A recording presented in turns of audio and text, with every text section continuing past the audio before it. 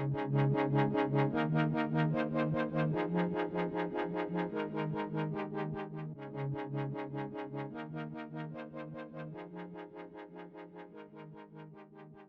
there again. Today's text I want to share with you is the parable of Dives and Lazarus. Lazarus was a very poor man who used to lie at the gate of Dives' house, hoping for some crumbs that might fall from the table. Whereas Dives was a very, very rich man who dressed very luxuriously and ate very copiously and of the very finest every day. This parable reminded me of my first years in Lima.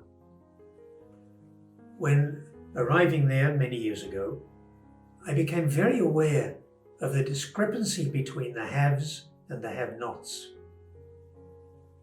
Even the city was divided.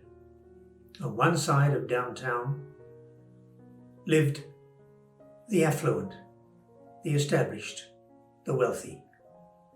And on the other side lived the recently arrived, the poor, the destitute. And it was so marked, the difference there, it was horrible. The wealthy would take their holidays in Cancun in Mexico or in Miami or skiing in Argentina. Whereas the poor would have one day a year picnic on the beach. And that would be it for the year. And going back to the parable, the rich man used to dine so well every day, and poor old Lazarus was at his gate. He wasn't even in the house. And the dogs used to come and lick his sores to keep them clean at least. And he was anxious to at least get one of the crumbs that would fall from the table of the rich man and his guests. And I found out just the other day that these crumbs were because they ate with their fingers. They didn't have knives and forks as we do today. They ate with their fingers, and of course, depending on what they were eating, their hands would get dirty, they'd get greasy, they'd get oily.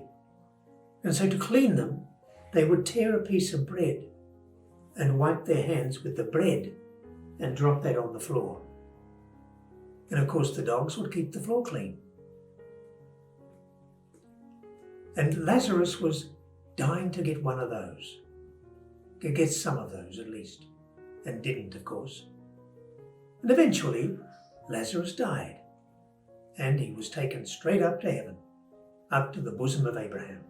And of course the rich man died too, and he was buried. But in hell he could see in a distance Abraham with Lazarus in his bosom.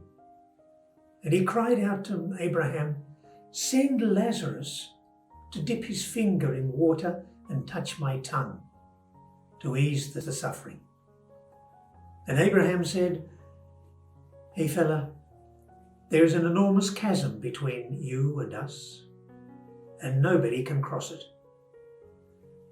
So then he said, "Well, send Lazarus at least to my home where are my 5 brothers, so that they might be aware and not come to this place." And he says, even if someone come back from the dead, they will not believe. They have Moses and the prophets, and they're not listening to them.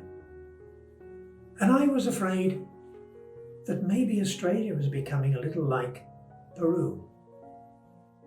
I know friends here who holiday in the snow in Japan or on the sands in Thailand. And I know others who can manage to take a week in a caravan park near a local beach. And I know some who have beach houses. And they go and they spend January there probably, and maybe an occasional weekend during the year.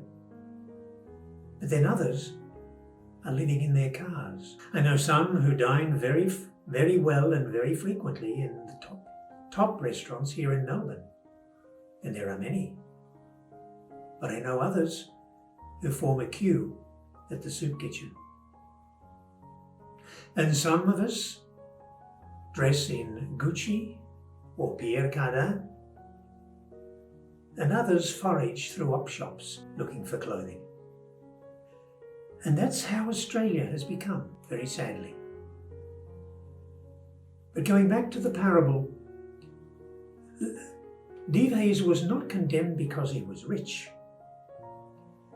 He was condemned because his riches seduced him into becoming totally absorbed with the comforts and the pleasures that they could offer. Totally absorbed in his own needs, interests, likes, and wants. That he was indifferent to those around him. And what I pray this morning is that here in Aussie, we not become indifferent to those needy in our world here. That we not become indifferent and cold and removed, but that we are attentive, that we do feel, and we do respond. I pray that for you, and I pray that for me. Thanks a lot again, and don't forget to subscribe to our YouTube channel, will you? Have a good week. God bless.